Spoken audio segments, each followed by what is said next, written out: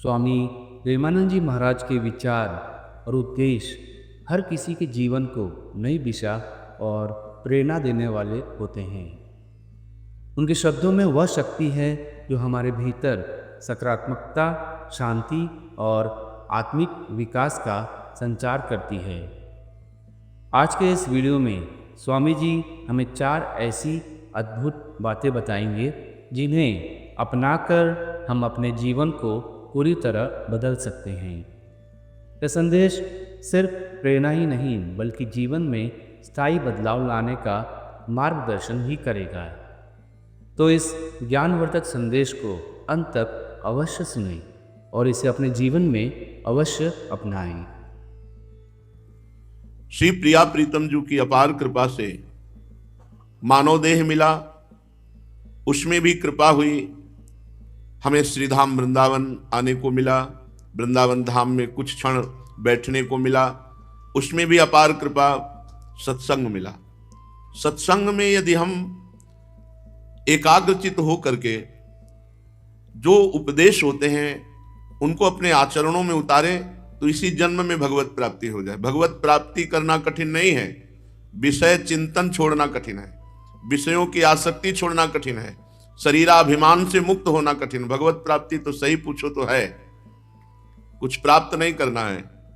अप्राप्त भगवत स्वरूप नहीं है, अप्राप्त संसार स्वरूप है। ये कभी किसी को प्राप्त नहीं हुआ, आज तक किसी को प्राप्त नहीं हुआ। ना सतो विद्यते भाव, ना भाव विद्यते सता। सत का कभी अभाव नहीं, असत की कोई सत्ता नहीं है। जिसकी सत्ता नहीं उसी को प्राप्त करने के लिए पूरा जीवन नष्ट कर देते हैं, हाथ कुछ नहीं आता।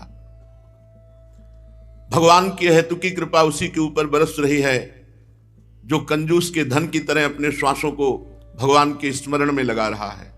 प्रणाम है उस महापुरुष को, चाहे वो गृहस्थ में हो चाहे विरक्त में हो, जिसके हृदय में मीठी मीठी एक जलन है, कहीं भगवत स्मरण छूट न जाए। तद स्मरणेन परम व्याकुलतेति।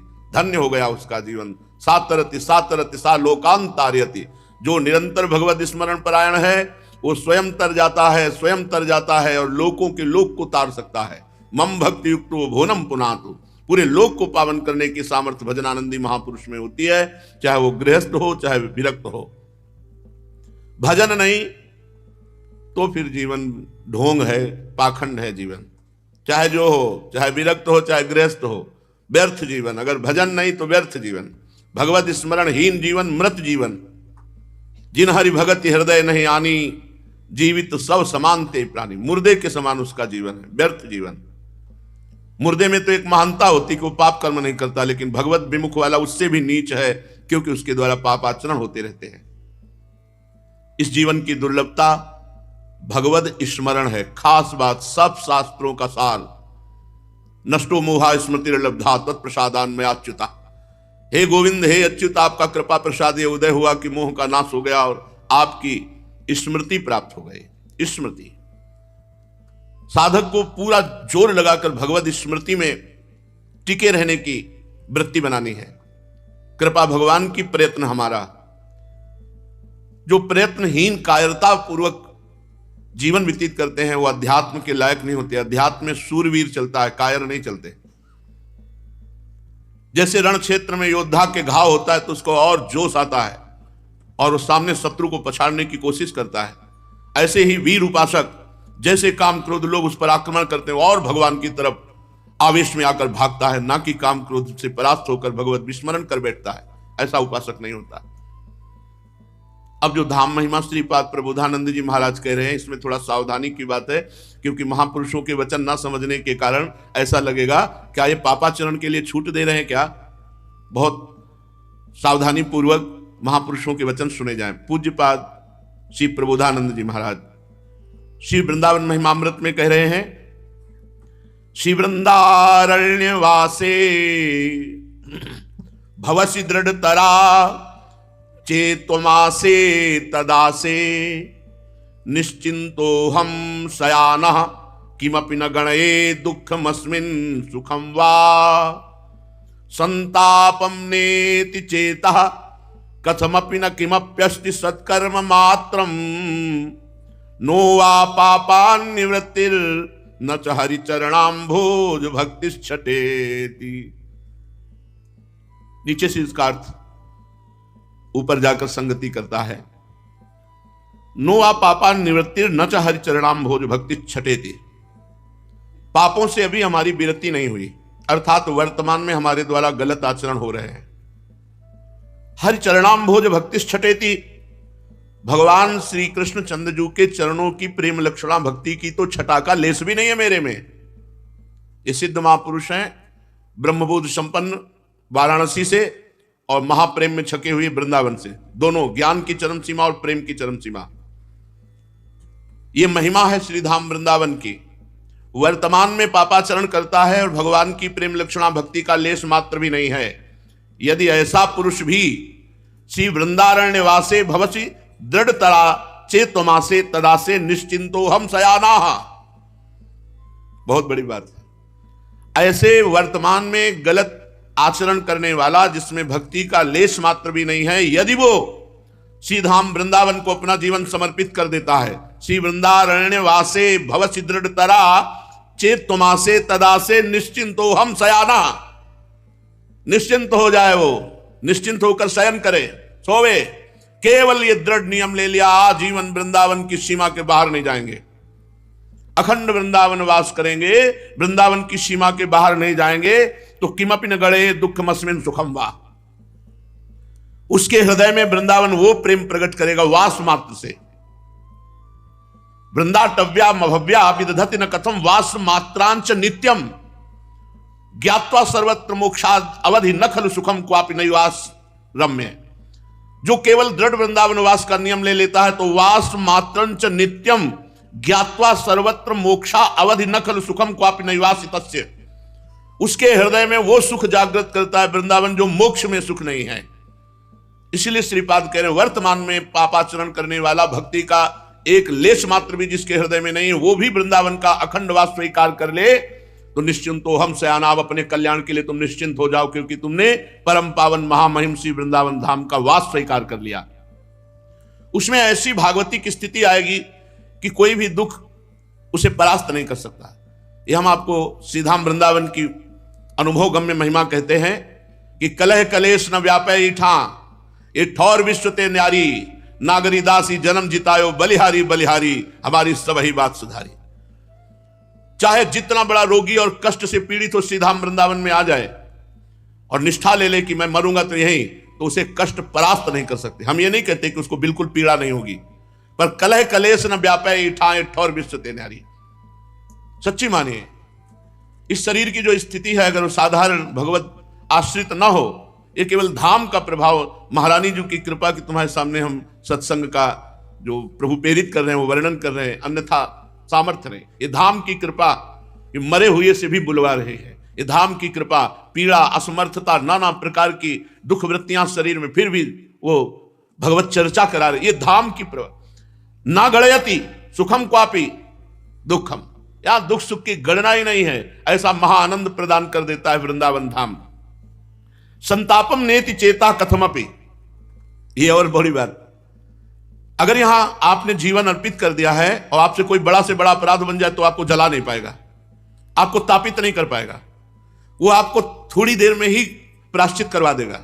थोड़ी सी जलन होगी और आपको रास्ता मिल जाएगा, तुरंत रास्ता मिल जाएगा प्रायश्चित करने का, और प्रायश्चित होकर तत्काल शांति मिल जाएगी। कह रहे संतापम नेति चेता कथमपि, कभी यहां चित्त जलेगा नहीं।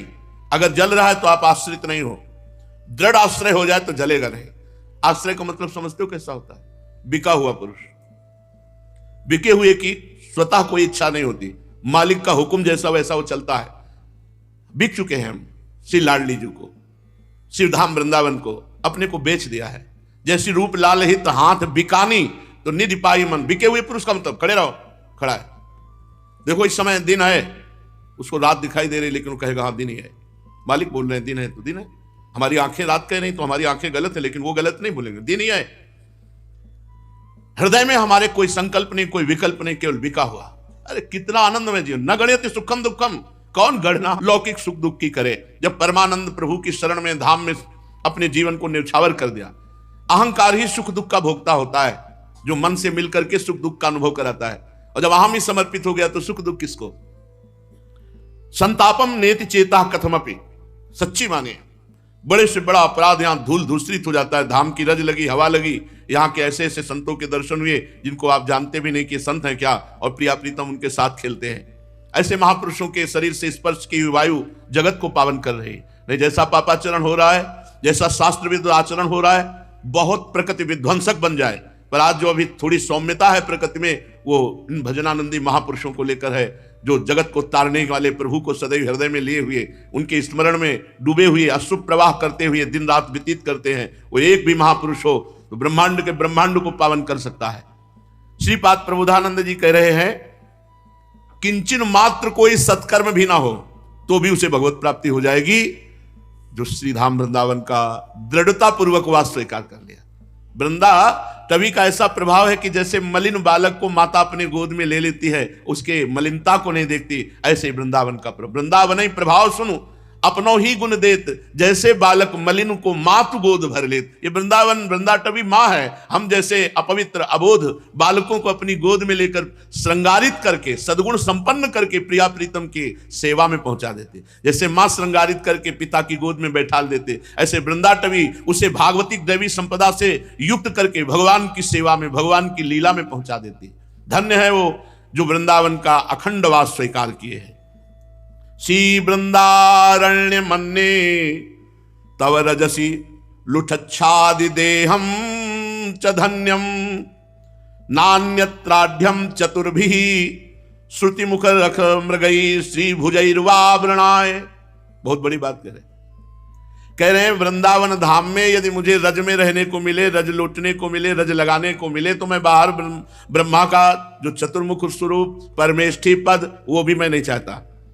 नान्यत्राढ्यम चतुर्भी श्रुति मुखर मृखई श्री भुजैर्वावृणाय। मुझे चतुर्मुख ब्रह्मा का परमेष्ठी पद नहीं चाहिए यदि वृंदावन धाम मिल गया है तो। और कह रहे कि अगर मनुष्य शरीर ना मिले, जैसे हरिराम व्यास जी कह रहे, हो मन वृंदावन को श्वान, यहां हम कुत्ता भी बनेंगे तो रसिकों की जूठन मिलेगी, रज में लौटने को मिलेगा और अंतिम में प्रिया प्रीतम को प्राप्त होंगे। क्योंकि गलबहियां दिए हुए युगल सरकार जब निकलेंगे और देखेंगे कि हमारे धाम का ये द्वार का कुत्ता है, तो उनकी दृष्टि पड़ेगी, तो हम परम पद के अधिकारी हो जाएंगे। कह धन्यासो या बराकी तो ही वसति सुनी ना हम अन्यत्र मन्ने।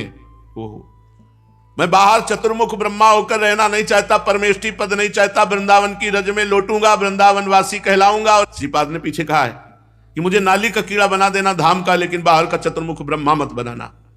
ये बड़ी बात है, बड़ी बात है।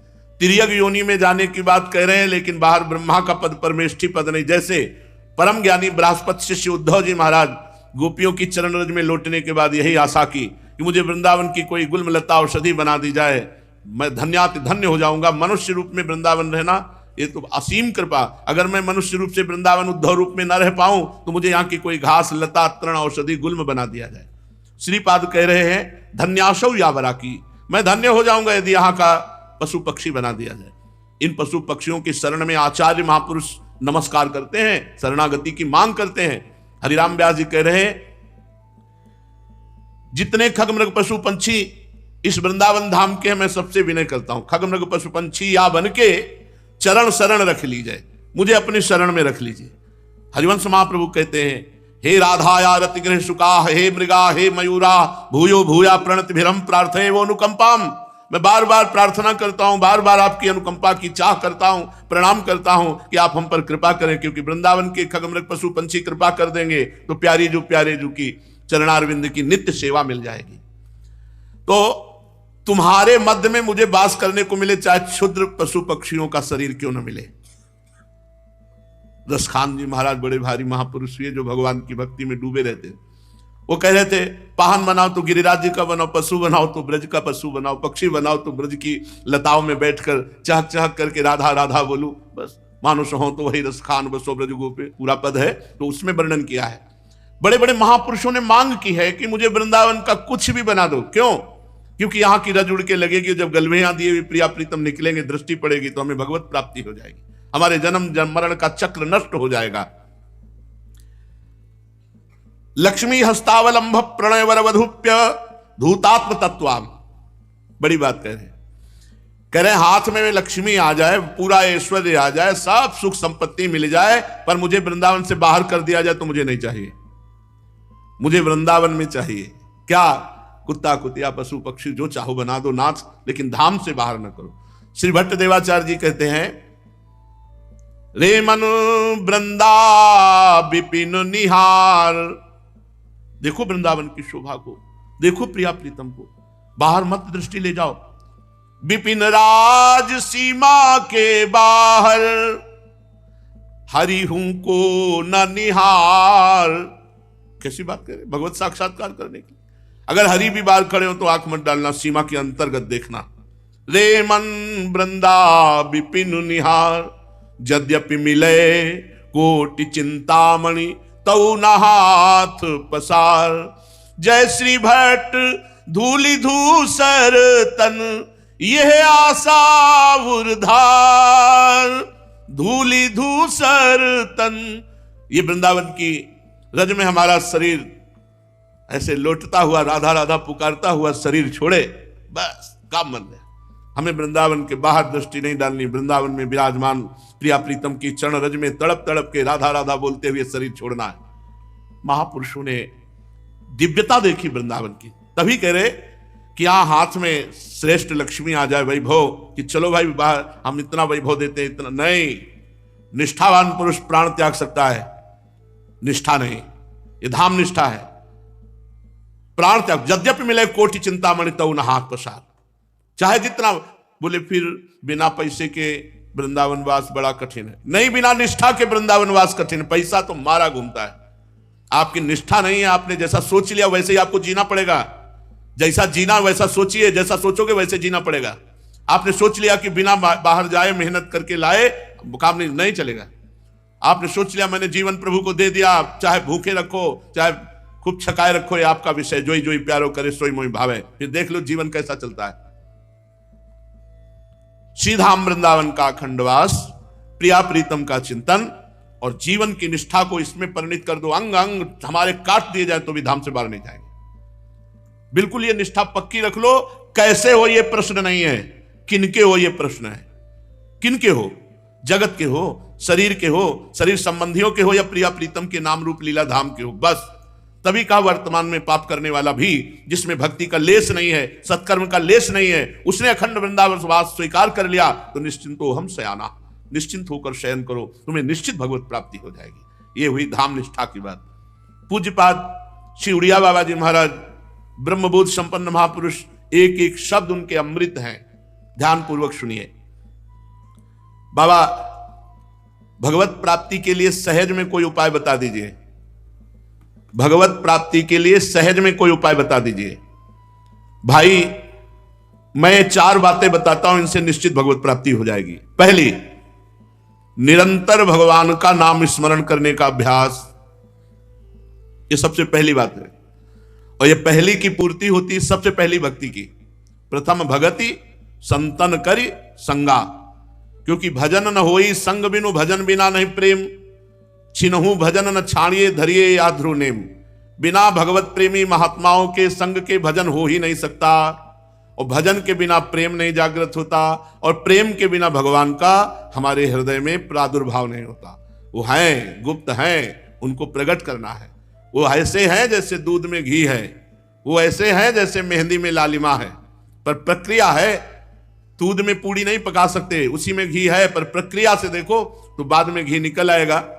प्रक्रिया है। मेहंदी के डाल पात में चीर कर देखो, कहीं लालिमा नहीं मिलेगी। प्रक्रिया है। बांट करके उसे हाथ में लगाओ, थोड़ी देर रखे रहो, फिर धो दे तो देखो लालिमा आ जाएगी। ऐसी प्रक्रिया है। पर ब्रह्म परमात्मा की प्राप्ति के लिए सदगुरु की शरण में जाओ, उनके द्वारा दिए हुए नाम मंत्र का जप करो, जैसा वो आचरण करें वैसा आचरण करो, परमात्मा प्राप्ति हो जाएगी। सबसे पहला है नाम जप, जिसकी पूर्ति होती है संत महापुरुषों के सानिध्य से। दूसरा है निराभिमानिता। जब हम भजन करते हैं तो कभी कभी हमको ऐसा लगने लगता है कि हम सबसे श्रेष्ठ हैं, ये तो देखो भजन नहीं करते। अभिमान भजन का हो जाए तो भी पतन हो जाएगा। केवल एक अभिमान पूजनीय है, अस अभिमान जाई जनि भूरे, मैं सेवक रघुपति पति मोरे। हमारे माई श्यामाजू को राज, ये अभिमान। हम श्यामाजू के बल अभिमानी, हम श्यामाजू के बल अभिमानी। टेढ़े रहे मोहन रसिया सो बोले अटपटवानी। अपने इष्ट का अभिमान, बस इसके अलावा कोई भी अभिमान करोगे तो पतित हो जाओगे। विद्या, रूप, महत्व, कुल, धन, यौवन, तपस्या, ब्रह्मचर्य, मौन, उपवास, कोई भी अभिमान, इतने वर्ष से मैंने ये नहीं खाया, ये नहीं, ये सब पतन के मार्ग में ले जाएगा आपको, अध्यात्म की उन्नति में नहीं। पहला है भजन, नाम जप, जो सत्संग से पूर्ति होती है, और दूसरा है निराभिमानिता, ये गुरु सेवा से मिटता है। अभिमान जो गुरु सेवा से मिटता है तभी निराभिमानिता आती है। बिना गुरु पद पंकज की सेवा किए कोई देहाभिमान रहित नहीं हो सकता। चाहे कोई वेदांत कंठस्थ कर लो तो भी आपको अभिमान रहेगा कि मेरे से कोई शास्त्रार्थ कर ले। अभिमान रूपी महान दोष के नाश के लिए एकमात्र उपाय है गुरुपद पंकज सेवा, तीसरी भक्ति अमान। मान रहित होने के लिए, अभिमान रहित होने के लिए गुरुपद पंकज सेवा। जैसे पहला भगवत प्राप्ति का सूत्र बताया नाम जप, जो संत संग से होगा। दूसरा जो निराभिमानिता है, अभिमान रहित होना, यह गुरुपद पंकज सेवा। तीसरा भगवान का दृढ़ आश्रय, दृढ़ भरोसा। भगवान का भरोसा कैसे जानोगे दृढ़ आश्रय हुआ?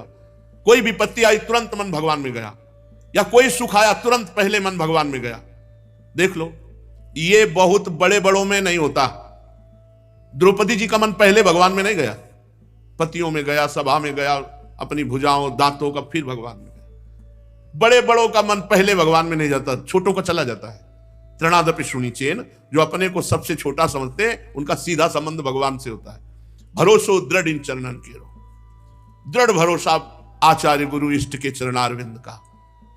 एक भरोसो, एक बल, एक आस विश्वास। देख लो कहां है भरोसा?